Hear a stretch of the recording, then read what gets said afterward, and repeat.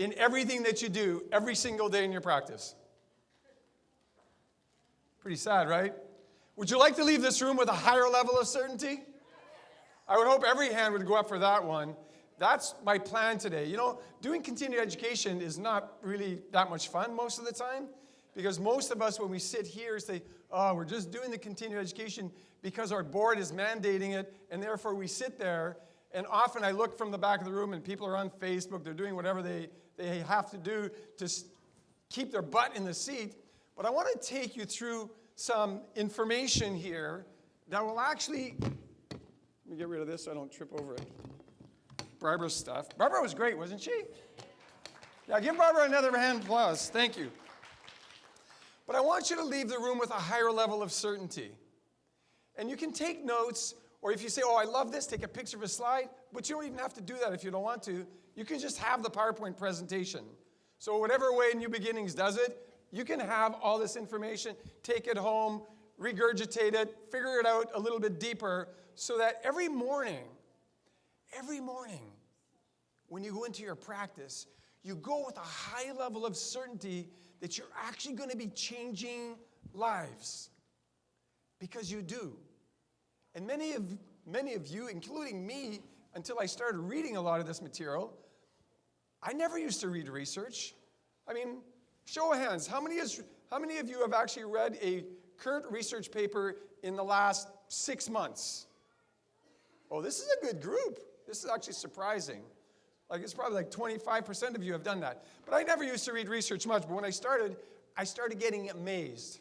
So I'm going to take you through a lot of stuff really, really, really fast. Like I said, you can take a picture of a slide, or you can just ask them for the presentation.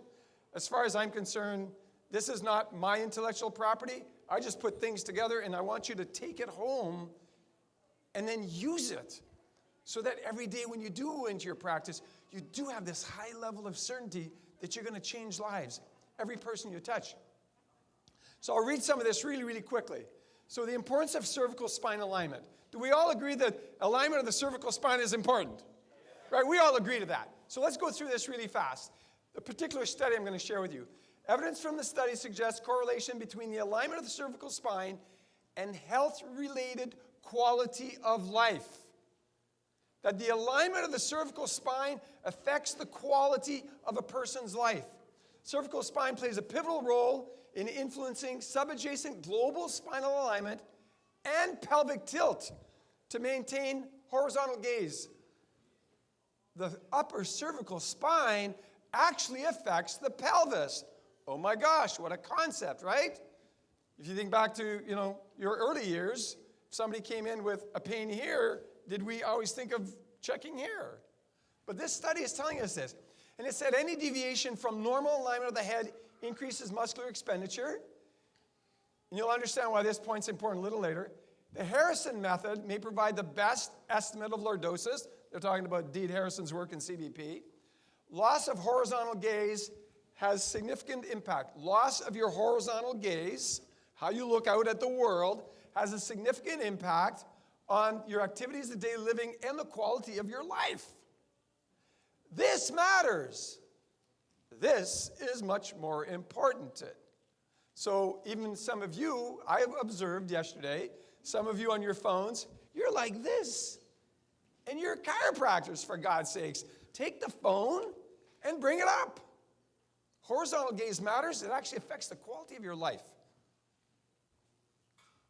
The preponderance of cervical lordosis is localized C1, C2. You all know that. The center of gravity of the head sits almost directly above the vertebral bodies of C1 and C2. Why is that so important for us to recognize? Because of the impact of this on the positioning of the foramen magnum with C1, and actually how it actually puts pressure where? On the what? On the frickin' brainstem. This is affecting people's brain stems.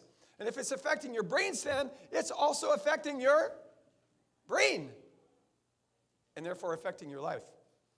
They said if a primary cervical deformity exists, the lumbar spine and pelvis will attempt to compensate. Right? Subluxation of the atlas, everything starts to shift. They said the most prevalent cervical spine deformity is cervical kyphosis. Once the kyphosis begins, the deformity tends to perpetuate itself with continued shifting of the head and neck. Once it starts, it continues unless what? Unless we correct it and we stop it. Thanks, Deb. Non-chiropractor answering the freaking questions quicker than our chiropractors. She must be married to a good chiropractor. The spinal cord may be compressed and may lead to incapacity symptoms, including myelopathy, loss of horizontal gaze, and dysphagia, difficulty swallowing. Often leads to adjacent segment disease, right? You get a subluxation at one level, all of a sudden you start getting degenerative changes above or below. Creates cord tethering. What does that mean? Tethering. It puts a stretch on the spinal cord or pressure on the cord, leading to increased intramedullary pressure, and this compression leads to neuronal loss and demyelination. Actually starts causing destruction of the tissue. They said to completely evaluate, same research paper, by the way, to completely evaluate cervical alignment in the context of the entire spine, full standing radiographs are needed. We're having, Dr. Aaron just came up and says, we're fighting for our rights to be able to take x-rays. This study says full spine x-rays are needed. This is critical due to the cervical spine adapting to the rest of the spine. And then they went on to say cervical myelopathy is a serious manifestation of cervical spine disease. Do you think that was published in the Chiropractic Journal? Do you think it was published maybe in GMPT? Where do you think that might have been published? Any ideas? Nobody read this paper? It was published in 2013, and it was published in the Journal of Neurosurgery of the Spine. They're talking like chiropractors. 2013. It's an 8-year-old paper. And do you know what their answer to that was? Surgery. Fusion of the cervical spine in a proper lordotic position. If that doesn't get you spizzed up, I don't know what the heck could spizz you up. They're talking about it. Why aren't we talking about it? Why aren't we telling people about this? It's crazy, isn't it? To me, of all the papers I've read in the past decade, this was the most exciting. And I read like every freaking page. I didn't understand parts of it.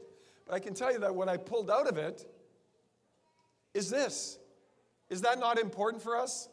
Would that not give you greater certainty that when you're choosing to check, analyze, and adjust subluxations, that you're actually changing somebody's life?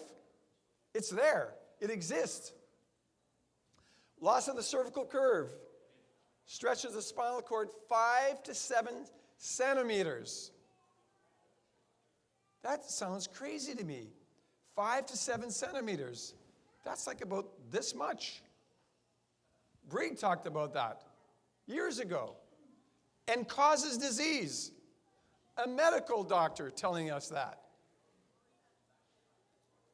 This other study exploring the neuromodulatory effects of vertebral subluxation and chiropractic care says many studies show that chiropractic adjustments result in changes in sensory motor integration within the central nervous system, may explain some of the beneficial effects of chiropractic care on musculoskeletal conditions.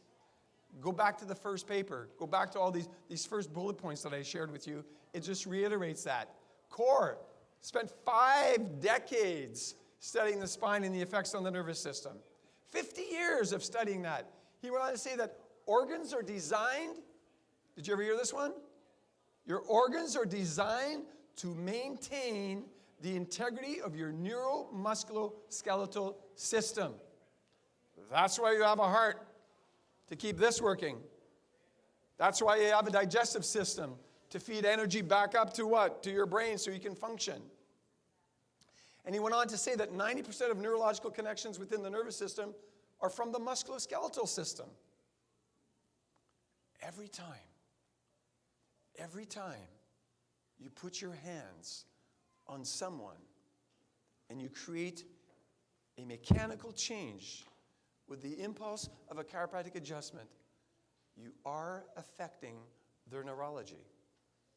And if you're affecting their neurology, you are directly affecting their quality of life.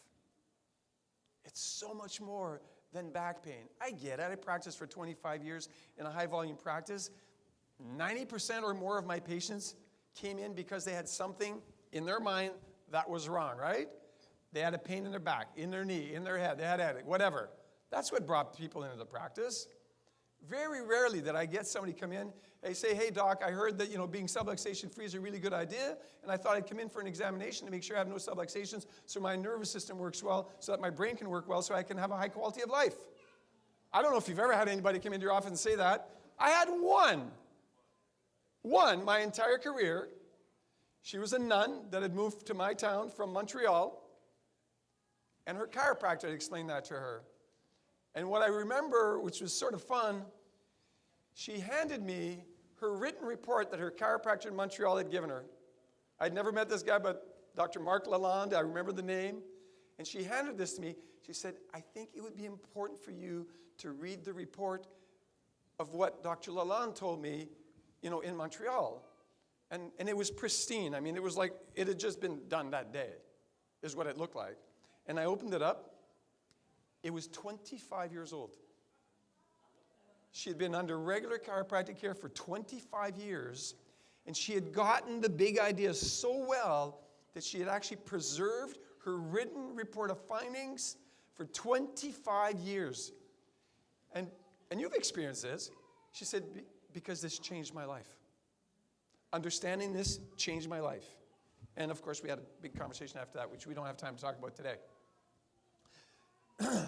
This other study that was published in the Journal of American Osteopathy, it's 30 years old, plus, much more than 30 years old. It's over 40 years old. It said a vertebral subluxation creates stress that causes increased tone in the sympathetic nervous system. This is important. A vertebral subluxation creates stress that causes increased tone in the sympathetic nervous system. The sympathetic nervous system is meant to do what? 2 words. And fight or flight. That's what it's meant to do, right? But it's not meant to stay in activity. It's not meant to stay in a high tone. It's meant to get activated when Brian's running after me because he wants to steal my money, and then I run away. And then once I get safe and I'm away from Brian, then my nervous system, my sympathetic nervous system is supposed to tone back down. But a vertebral subluxation creates stress that causes increased tone. They said that increased sympathetic tone leads to a cascade of autonomic processes as if the body is being attacked. How many of your patients are showing up with a level of stress in their life that is almost immeasurable? Every day. Worse now than ever before, right? But that's how they're showing up. So they're showing up in that sympathetic state. And you check them, you adjust them. Did you ever wonder why sometimes they just start to cry? For our newer chiropractors or our students, it's going to happen. Happened in my practice as many times as yours probably had, right? Why does that happen? Because their tone changes. They go from this high stress, you get them connected, and all of a sudden, their body just crashes. And they say, but it didn't hurt, doc. I just don't know why I'm crying. I said, let yourself cry, girl. Let yourself cry, guy. Because it didn't just happen with women in my practice. Some of the big, burly, strong guys, like Kevin Jackson, right, come in, and you adjust them, and they start to cry. It's a neurological effect of everything that we do. Chronic stress, what does it also do? It leads to increase in stress hormones and a decrease in serotonin and relaxin. Therefore, their stress hormones go up. The hormones that would allow them to come back to reality go down. But what does that lead to? Decreased immunity, poor digestion, fertility issues, difficulty to focus, low energy, all because of a subluxation? Yes! All because of a subluxation. And it happens all the time. Roger Sperry said 90% of the stimulation and nutrition to the brain is generated by movement of the spine. So when we see people like this, when we see people older people like this or younger people now like this? Do you think that has a negative effect on their life? Do you think it has a negative effect on their relationships, their ability to communicate, their ability to connect with people? Sure it is. People don't curve because they get old.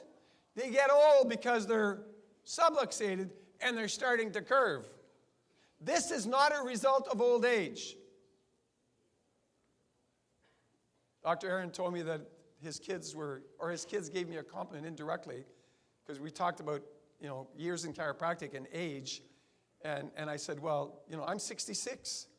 And Aaron said to me, my kids gave you a compliment. They said, damn, that guy looks pretty good for 66. This is chiropractic, my friends. I won't go into the story, but I was supposed to be dead in 2005 because I was diagnosed with a terminal condition. And 100% chiropractic got me well again, and I'm healthier now than I was at 48. So no time to talk about that today, but maybe I need to talk about it a little bit today because it's where I made a mistake in my life. Where I took care of people like Barbara. I was on the hamster wheel, 700-800 people a week. That was like normal. I never did a 325 patient day like Dr. Kevin did last week or whatever that number was. But I saw a lot of people every single day. And what I thought, and the reason why I share it, because some of you are in that same boat. What I thought is that I was under regular chiropractic care. If I was having lunch with Eddie on Monday, I'd say, hey, you want to come to my office, or you're going to go to your office? You can check me and I'll check you. And 2 weeks later, I was going for lunch with Barbara, and I'd say, hey, do you want to check me? And I'll check you. Let's go here. And that was my chiropractic care. I realized that I had not been a practice member since I left my hometown for undergrad. And I'd already been a chiropractor at that time for 24 years.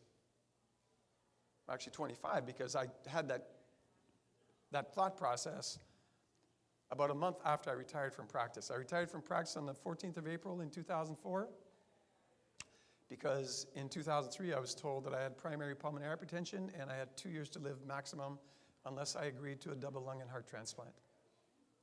Yeah, double lung and heart transplant. They said, your heart's finished, too much back pressure from your lungs, you're going to die, this is what you have to do. I did all the studies. I started reading more research than I'd ever read in my life. And I was like, oh my gosh, they're literally telling me the truth. Because I would not have been able to walk from here to the back wall without being winded. I was the same size. I'd been a runner most of my life. And so I retired from practice because I bought in to the paradigm. And I didn't want to have a double lung and heart transplant because that would suck. The quality of life would be really, really poor. So I went home on the 14th of April in 2004 to prepare myself to transition. I was not upset. I was not mad at God. I was like, this is it. I've had a beautiful life. I'm grateful for the life I've had. 3 beautiful kids, great parents. I mean, I had just had a beautiful life. And then on the 15th of May, 31 days later, I woke up and the first thought, and I won't tell you the exact words because they're not nice words, speaking to myself was like, you're an idiot. And there was a few words before the idiot part. You're an idiot. You've been preaching this chiropractic paradigm of health and healing for 25 years. There's got to be something seriously wrong with your spine and nervous system. And my second thought was, well, how could that be? I get checked by a chiropractor every week or two. And it was the third thought that really woke me up. Yeah, but never by the same chiropractor. Then all the noise in my head was, when's the last time you had a complete spinal neurological exam? Oh, I don't know, like 20, 25 years maybe? When's the last time you had an x-ray of your spine? Right? How important that is. Oh, like 25 years? All this noise in my head about where I had failed me. I had helped thousands of people, and I had completely failed me. And when the noise died down in my head, I was like, oh, shit, maybe my life isn't over. Right? So I reached over. I called my former office manager, Janet, who I've been friends with since high school. And I said, Janet, I want an appointment as a new patient. She was like, what? You've been under care since you're like a kid. Why would you want to do that? And then I said to her, where have I been a practice member since you've been with me in my office? And she was like, oh my God, nowhere. Failure. Smart guy, idiot. And I share that with you because there are some of you that are receiving chiropractic care the way I was. I didn't think of telling you the story. It wasn't in my mind to tell you the story, but obviously God had a different plan. If there's anyone in this who is not under regular care with a chiropractor, where you make your appointment, you show up regularly, they do regular evaluations, they keep records, they've got a file in their office with you, and you deserve the same care as the way to deliver care in your practice. If you're not doing that for yourself, please, Monday, make a call. Become a practice member in a practice somewhere. Don't go through the garbage that I had to go through. I was sure I was going to die. I mean, I couldn't walk. I couldn't do anything. And I can tell you that the body has this amazing ability to adapt. My body adapted. I wear a size 40 jacket. My body adapted to the point where I was wearing a size 42 jacket. Not because I weighed any more. Because my heart had expanded to 2.5 times its normal size. I had cardiomegaly. Why? Because the body was adapting, trying to give me enough blood to oxygenate so I could breathe. And my pulmonary pressure had been measured at 57. Normal is 15. Read about that if you want to know about it later. So here I was with a pulmonary pressure that was 4 times greater than normal because of the back pressure from my lungs into my heart. My heart expanded to try to pump it and allow me to breathe. Within 1 year, right, I started regular chiropractic care, had my appointment on the 15th of May, had my report of findings on the 16th, and I started regular care in that office every day. I got checked and adjusted as necessary every day for 3 months, 5 days a week, every day. Some people say, that's a lot, you got adjusted 60 times. Yeah, I was dying. And then I got adjusted 3 times a week for another 3 months, whatever it was. Within 1 year, my pulmonary pressure was normal, from 57 to 15. And do you know how beautiful the human body is? Within 2 years, I no longer had cardiomegaly, which means my heart did what? It went back to its normal size. It adapted because I no longer needed this to happen. It just adapted. And if Joey Clarino had got up early this morning like he was supposed to, he would have come running with me on the boardwalk. And we would have run like 3 to 5 miles. Think about that. Is it a miracle that my body healed? No, it's not. Sorry, I don't want to upset anybody. It's not a miracle. It's how we're designed. It's how you're designed. It's how your patients are designed. It's how God designed us. So yeah, you can look at life as if everything is a miracle or nothing is a miracle. So I guess we could say it's a miracle, but it's really the creation. The designer created us this way. So there was no, the chiropractor that was adjusting me didn't do anything special. There was 2 of them, he and she, husband and wife that had bought my practice. What they did is that they analyzed, they located, and they corrected my subluxations, and my body healed. Sorry for the diversion, but if it helps one of you get under regular care and that it changes your life, it was worth coming from Atlanta, right? So let's go through a couple other research things. Cerebral metabolic changes in men after chiropractic spinal manipulation. Sorry about that. I didn't write that. Alternative Therapies, Health Medicine, 2011. They said chiropractic adjustment reduced sympathetic tone. We talked about that, right? The stress. So we know chiropractic adjustments reduce sympathetic tone. They decrease salivary amylase, which is a sign of what? When it's high, it's a sign of what? Stress, high stress. Regional brain metabolic changes occurred, right? Actually affected the function of the brain. Muscle tone and pain intensity decreased. Of course, we know that. People come in pain, they're like this. You start correcting them, that decreases. The plausibility, they said at the time, plausibility, right? It's a 10-year-old study. Plausibility that a subluxation creates abnormal proprioception to the brain, leading to increased sympathetic tone. And we know that increased sympathetic tone always, they don't say sometimes, always increases stress hormones. People are showing up high stress. JMPT in 2002. Small study, 9 subjects over 5 weeks.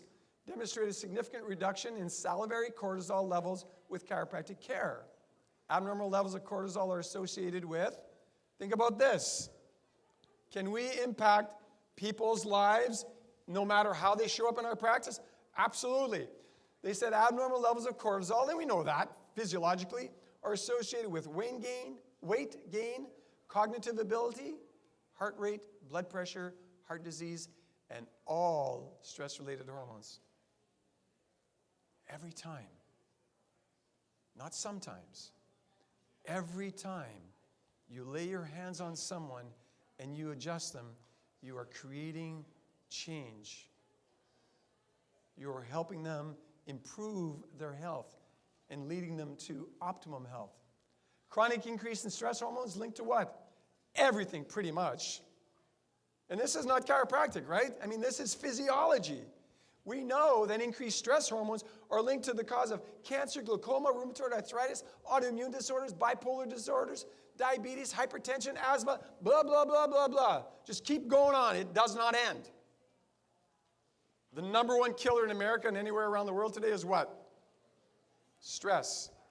The effects of stress on the nervous system. And yes, some of that stress is psychological stress. Some of that stress is physical stress. Dr. Bones, you're looking real good today. We said, I was a little bit dressed down yesterday because I knew I was coming to New Beginnings, and we dressed down a little bit more at New Beginnings, but when I speak, I sort of have to be in my best space, and this is how Gilles likes to dress, so this is my best space. The spine has a direct link to the hypothalamus. The spine has a direct link to the hypothalamus. Again, increased sympathetic tone always leads to increase in stress hormones because of the direct link from the spinal mechanoreceptors, right? Movement of the spine to the spinal cord, the direct link from the spinal mechanoreceptors to the spinal cord, and then up the cerebellum, thalamus, cortex, and hypothalamus. A direct link. Not sometimes, not with some people, with everybody. With everybody, no matter their age. From the moment they come out to the world until they pass. This study is called The Impact of Chiropractic Care on Established Cardiac Risk Factors, a case study.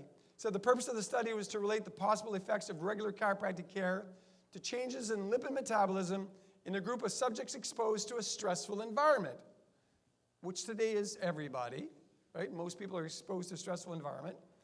10 chiropractic students, 5 males, 5 females, aged 22 to 38, were monitored for total cholesterol, high-density lipoprotein, and cholesterol ratio or cardiac risk factor over a period of 1 to 3 years. All of the 10 students, these are young people, all of the 10 students obtained marked reductions in their cardiac risk factors during the duration of the study. All students improved during the study. They were all asymptomatic, which means they had nothing wrong with them. But we know the stress at chiropractic school can be pretty high. And it was actually affecting their cardiac risk factors, age 22 to 38. This one here talked about spondylotic change of the cervical spine and coronary infarction. The fact that people that have advanced cervical degeneration are more likely to suffer cardiac disease. There is a direct link. I've been sharing that with you already, right? So the relationship between the cervical spondylosis and coronary infarction, this is important. Read this. I'm going to read it again. The relationship between cervical spondylosis and coronary infarction was seen how often? 100% of the time. Not sometimes, 100% of the time. And I can tell you that I got to experience that in my family. I had a younger brother once. Never wanted to come into the office except if his back hurt. He'd come in once in a while. And I'd say, dude, your spine is in like really rough shape. Look at this. Yeah, don't worry, I'm fine. Don't worry, I'm fine. And at the age of 50, he died of a heart attack. The first sign of heart disease, in more than 50% of the cases, is sudden death. That was my younger brother. Boom, just like that. So I take this real seriously. It's important. This one here is systemic effects of spinal lesions. So the author lists organic disorders reported to be related to spinal lesions or affected by chiropractic manipulation. Again, sorry about that. Not the term I use. These include abdominal discomfort, asthma, Barré-Lou syndrome, cardiac arrhythmia, colic, constipation, dysmenorrhea, high blood pressure, low blood sugar, hyperinsulinism, migraine, pulmonary disease, ulcers, vertebral, autonomic dysfunction. I mean, oh my gosh. This was published back in like 1997. We've known this for like a long, long, long time. We just do a terrible job, or this in 92, sorry. We just do a terrible job in letting people understand or leading people to understand. So, with the little bit I shared with you, do you think that if you took that information, you absorbed it well, and you could sort of regurgitate it when you need it, would it increase your certainty in your ability to communicate what you do every single day? Right? Would it increase your certainty when you walk through the door of your office, knowing that you're actually going to effect positive change, not in some of the people you see today, in all of the people you see today?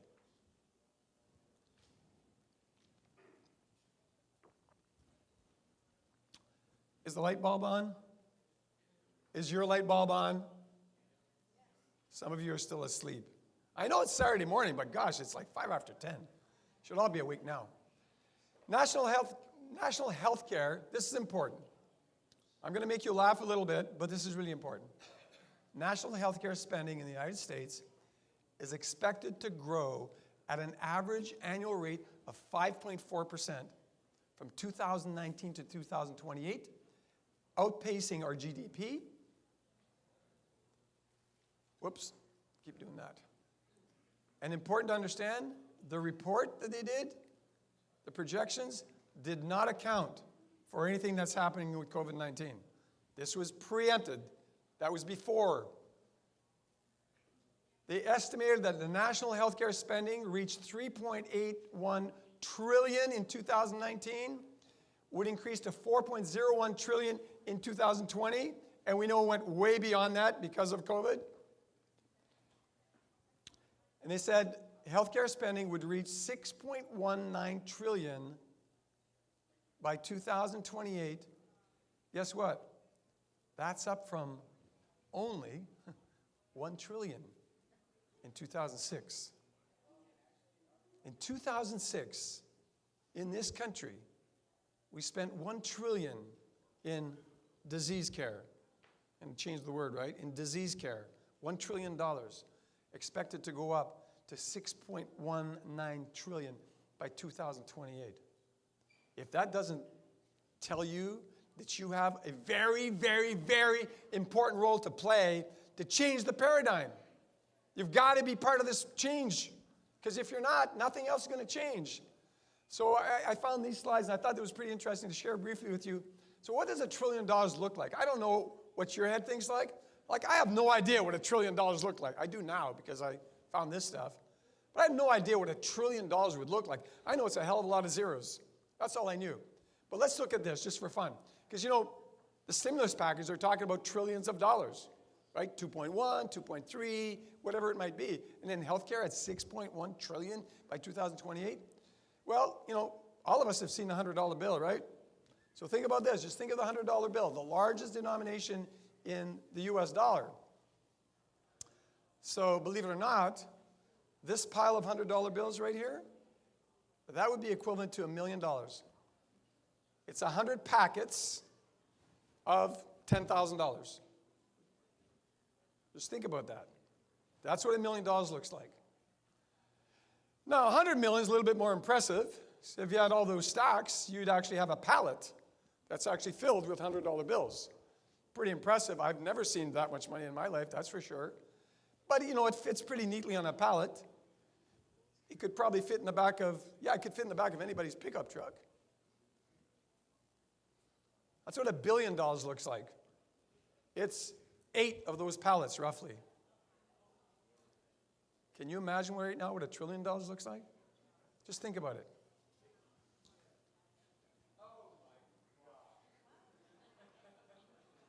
That's $1 trillion, right? So just look. That's $1 billion, 8 of those pallets. That's $1 trillion. And important for you to note that these pallets are stacked too high. Right? So the next time you hear people tossing this word $1 trillion, this is serious stuff. How's it going to affect your grandchildren? How's it going to affect your great-grandchildren? How's it going to affect the next 2, 3, 4 generations if you don't do anything to change it? This is a call to action, my friends. This is a serious call to action. So let's go back to a couple of other research studies. I thought I'd just break the research brain and take you down to go, oh my gosh, I had no idea. Because I had no idea until I saw that visual. It was like, oh my gosh. Cervical spondylotic myelopathy and hypertension. People with cervical spondylotic myelopathy often have uncontrolled hypertension, uncontrolled blood pressure. Sympathetic nervous system plays an important role in the pathophysiology of essential hypertension. We all know that. Why? Because it increases circulating norepinephrine. It increases central sympathetic neural flow. And the prediction can be made that treatment of CSN will positively affect people with hypertension. So treatment of what? Treatment of cervical spondylotic myelopathy, which is, in my language, translated to correction of subluxation. We can always come back to the same thing. So the fact that some people would like to change our nomenclature would be destructive or constructive? Destructive. We've got to maintain that, don't we? I'm going to skip this one, but hypertension. Irritation of the sympathetic nervous system within the dura or the posterior longitudinal ligament of the cervical spine leads to sympathetic trunk in the ganglia, sympathetic nervous system of the vertebral body, sympathetic nervous system in the blood vessels, leads to constriction of vertebral artery and blood vessels, leads to hypertension. That's how hypertension happens most of the time. This was the study, this is where the study was published. Adjustments alter brain function. This is one of Dr. Heidi Havoc's work, some of her relatively early work actually.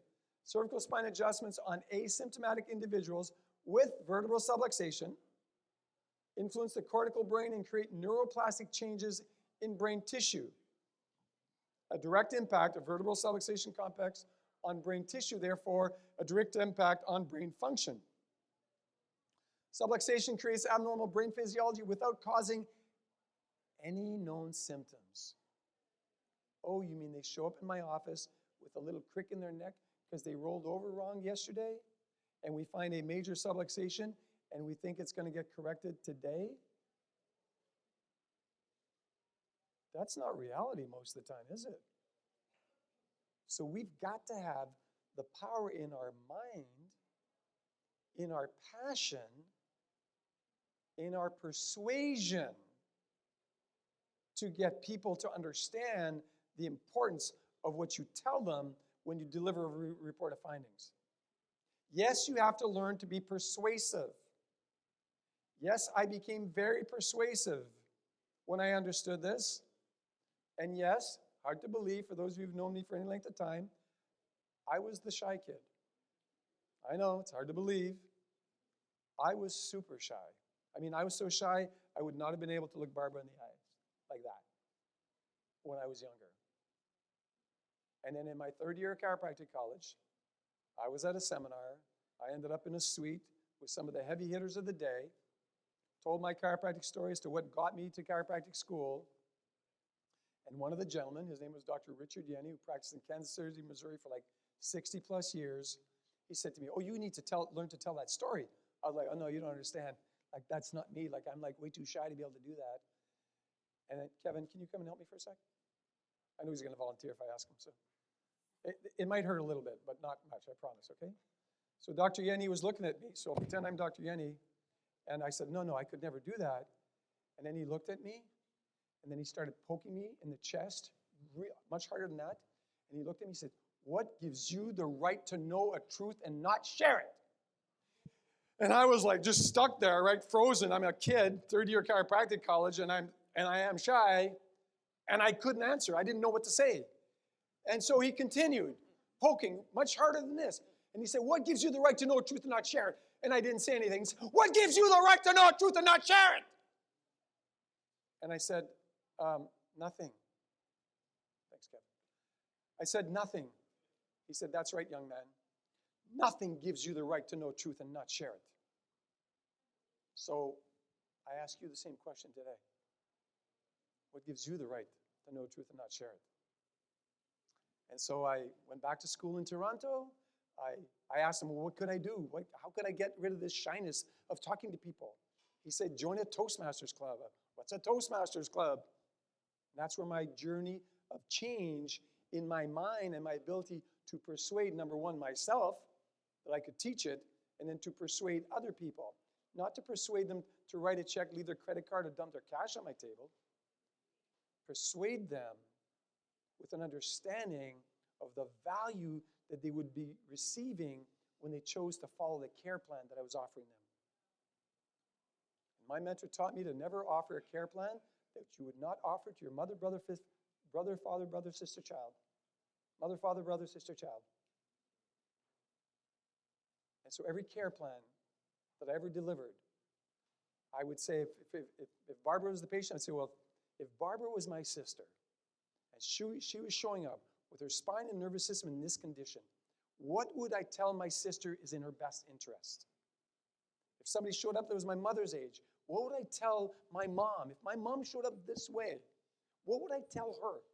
That's how I crafted all my care plans. Did a thorough consult, did a thorough examination, did x-rays, did nerve scan, put it all together and said, if you were my sister, this is what I would suggest to my sister. If you were my brother, which I did to my brother, by the way, I did a care plan for my brother. He never followed it. And he died an early death. Important, important, important. The destructive impact of abnormal posture. Forward head posture is detrimental. Gosh, we all know that. It affects breathing, it affects heart rate. I know that, personally. Increases pain and disability. We all know that. All measures of health status got worse as posture deviations increased.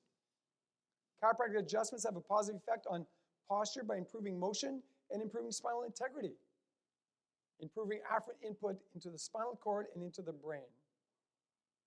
Published in 2015, The Impact of Positive Sagittal Balance in Adult Spine Deformity. That always sort of freaks me out a little bit. This is an old study. During delivery, a majority of newborns suffer microtrauma of the brain stem tissues. Wow. Think about that. During delivery, a majority of newborns suffer microtrauma of brainstem tissues and has a large impact on the child's development. Upper cervical x-ray was imperative. 85% used x-ray. Treatment without x-ray were less desirable. Think about that. Conclusion, doctors should check all children for restricted movement of the head and for increased pain sensitivity of the upper cervical spine. This was not even published in a chiropractic journal. Not even in a chiropractic journal. 2003, British study has found that 9% of 10-year-olds demonstrate intervertebral disc degeneration in absence of symptoms. Right? So there's tons of this stuff to continue. And like I said, if you want the presentation, I'm giving it to you, but I just got a 5-minute warning here. I want to wrap it up because I want you to experience a video right at the end, and it's about a 4-minute long video. But this one here, upper cervical subluxations in newborns, evaluation of 600 plus children under 2 years. They called it a kinematic imbalance in the study that I just showed you. It had a wide range of clinical symptoms caused by intrauterine malalignment, extraction aids, prolonged labor, and or multiple fetuses. 6 important findings. X-rays help get better results. The risk of care is minimal to non-existent. The upper cervical spine appears to remain weak in most children. Subluxations not confined to local complaints and often not accounted for even checked. During delivery, a majority of infants suffer microtrauma of the brainstem tissues. We always said that. Side note, adjustment of the occipital atlantal area led to disappearance of problems that parents had not even reported to the study. GMPT, 7-year study, over 800 participants. Those of the DC as their primary care practitioner, 60% less hospital, 60% less hospital admissions, 62% less surgeries, 59% less days in the hospital, and 85% less pharmaceutical costs. Significant? Just a bit, right? Very significant. Chiropractic. Chiropractic. You, my friends. A truth that is ahead of its time, and as far as I'm concerned, just on time. I've heard for 3 decades, there's never been a better time to be a chiropractor. Have anybody ever heard that? We're now 2021, May of 2021, in Asbury Park, New Jersey, in the United States of America. There has never been a better time in history to be a chiropractor. Do you agree? People need us more than ever before. And so, yeah, we've been given a sacred trust. And history has proven over and over again that once a truth is recognized, there is no turning back from it. We know it. Everybody in this room knows it. Let's keep moving in that direction. Whoops. You can't connect the dots looking forward. You can only connect them looking backwards. So you have to trust that the dots will somehow connect in your future. You have to trust in something, your gut, destiny, life, karma, whatever. Because believing that the dots will connect down the road will give you the confidence to follow your heart, even when it leads you off the well-worn path. And that will make all the difference. Your time is limited, so don't waste it living someone else's life. Don't be trapped by dogma, which is living with the results of other people's thinking. Don't let the noise of others' opinions drown out your own inner voice.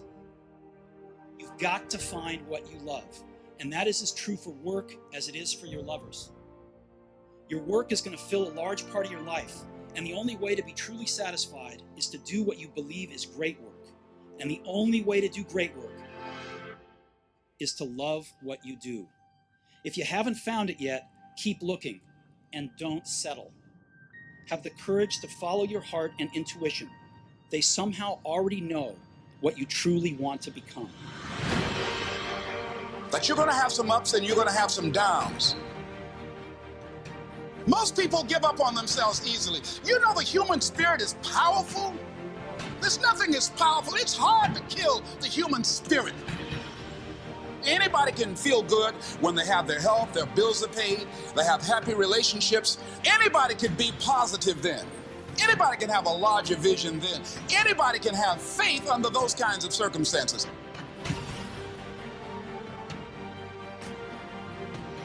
The real challenge of growth, mentally, emotionally, and spiritually, comes when you get knocked down. It takes courage to act. Part of being hungry when you've been defeated, it takes courage to start over again.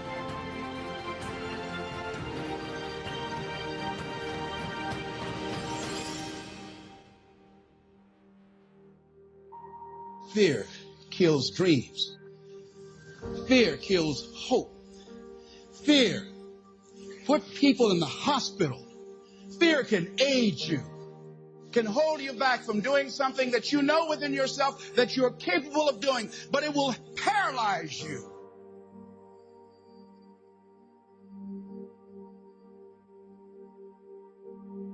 At the end of your feelings is nothing. But at the end of every principle is a promise. Behind your little feelings, it might not be absolutely nothing at the end of your little feelings. But behind every principle is a promise. And some of you in your life, the reason why you're not at your goal right now, because you just all about your feelings. You all on your feelings. You don't feel like waking up. So who does? Every day you say no to your dreams, you might be pushing your dreams back a whole 6 months, a whole year. That one single day, that one day you didn't get up could have pushed your stuff back I don't know how long. Don't allow your emotions to control you. We are emotional, but you want to begin to discipline your emotion. If you don't discipline and contain your emotions, they will use you.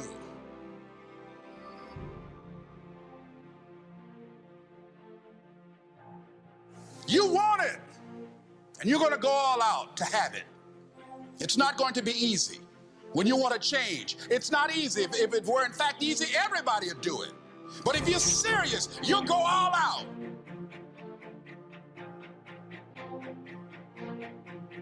I'm in control here.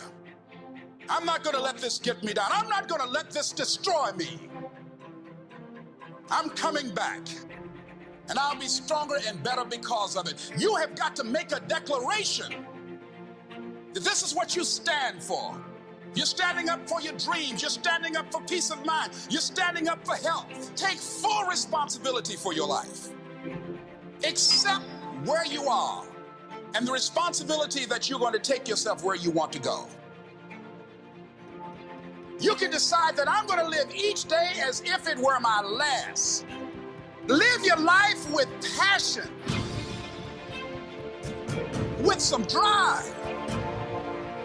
Decide that you're going to push yourself. The last chapter to your life has not been written yet, and it doesn't matter about what happened yesterday. It doesn't matter about what happens to you. What matters is, what are you going to do about it? This year, I will make this goal become a reality. I won't talk about it anymore. I can. I can. I can.